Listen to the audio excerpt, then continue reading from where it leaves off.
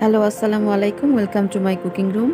এখানে ব্রয়লার মুরগি আমি এভাবে একটু মাঝারি সাইজ করে পিস পিস করে কেটে নিয়েছি। আর এখানে আদা বাটা, জিরা বাটা, রসুন বাটা, কালো গোলমরিচের বাটা আর পেঁয়াজ কুচি নিয়েছি। এখন একটি প্যানে আমি যথেষ্ট পরিমাণ তেল দিয়ে দিলাম। এর মাঝে দিয়ে দিলাম তেজপাতা, এলাচি এবং দারচিনি। এরপরে দিয়ে দিব পেঁয়াজ।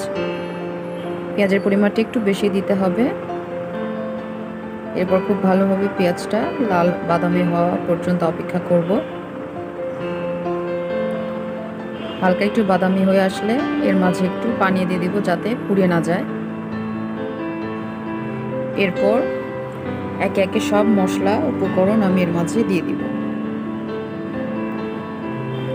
আমি খুব বেশি মশলা ব্যবহার করিনি। প্রথমে আদা বাটা দিয়ে দিলাম পরিমাণ মতো, এরপর জিরা বাটা দিয়ে দিলাম, তারপর রসুন বাটা দিয়ে দিলাম আর কালো গোলমরিচের যে বাটা সেটাও দিয়ে দিলাম।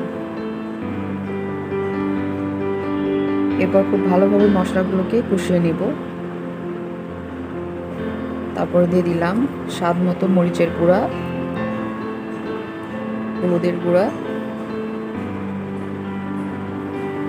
এরপর খুব ভালোভাবে মশলাকে কষিয়ে নিতে হবে।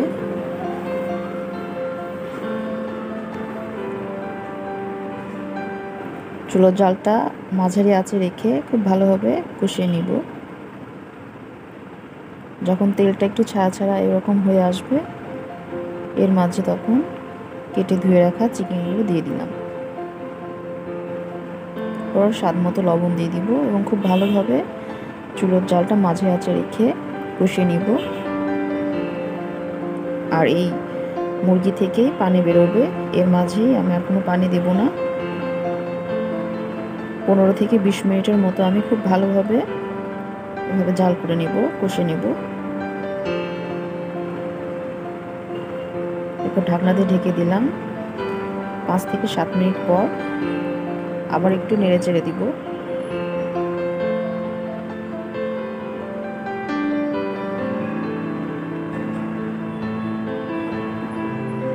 একটু নেড়ে চেড়ে দিলাম।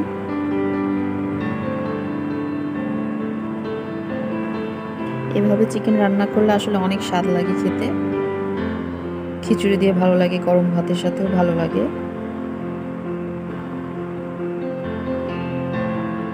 দেখতে পাচ্ছেন কালারটা ভীষণ সুন্দর দেখাচ্ছে। এরপর কাঁচামরিচ দিয়ে দিলাম আমি 2টা, একটু ফালি করে কেটে দিয়ে দিলাম। একটা ফ্লেভারটাও ভালো আসবে, খেতেও অনেকটা টেস্টি হবে। এরপর আবারও কষিয়ে নিব। আমি সব মিলে প্রায় 15 থেকে 20 মিনিটের মতো সময় নিয়ে একটু ধৈর্য ধরে কষিয়ে নিয়েছি। আসলে ব্রয়লার চিকেন যতটা ভালো কষানো হবে খেতে অনেক ভালো লাগবে, স্বাদ হবে।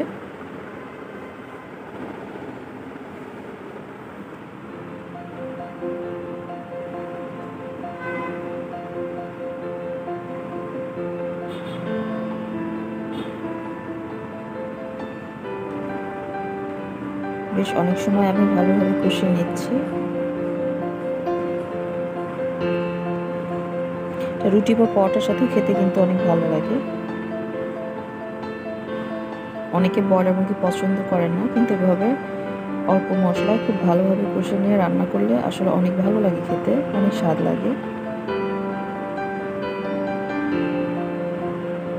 একদম ভাজা ভাজা করে ফেলেছি আমি। এরপর এর মাঝে পানি দিলাম।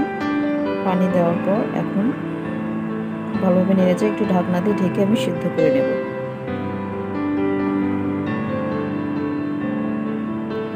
চুলার জালটা আমি বাড়িয়ে দিয়েছি।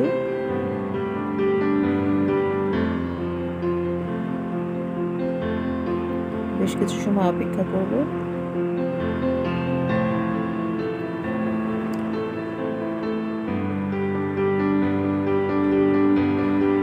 এরপর একেবারে ঝোল শুকিয়ে আসলে, যে যেমন ঝোল খেতে পছন্দ করেন ঠিক সেভাবে রেখে নামিয়ে ফেললেই